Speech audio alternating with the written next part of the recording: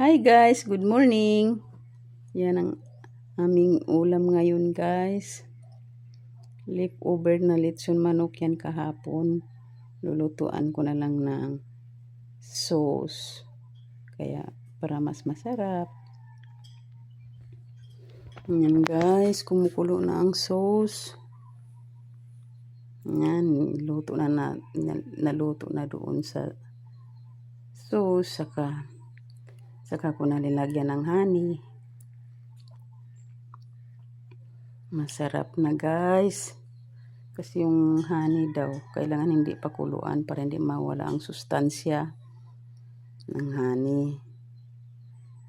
Siyempre, meron tayong kanin, cooked rice. Yan, paborito namin yan ni Bunso. Masarap kumain ng kanin. Yan ang ulam natin. Masarap. Kain na tayo. Mga unata. Yan ang aking kape. Aking coffee. Mas maganda daw nilagang malunggay ang ilalagay natin sa coffee. Para mas masustansya. Thank you so much guys for watching. I love you guys.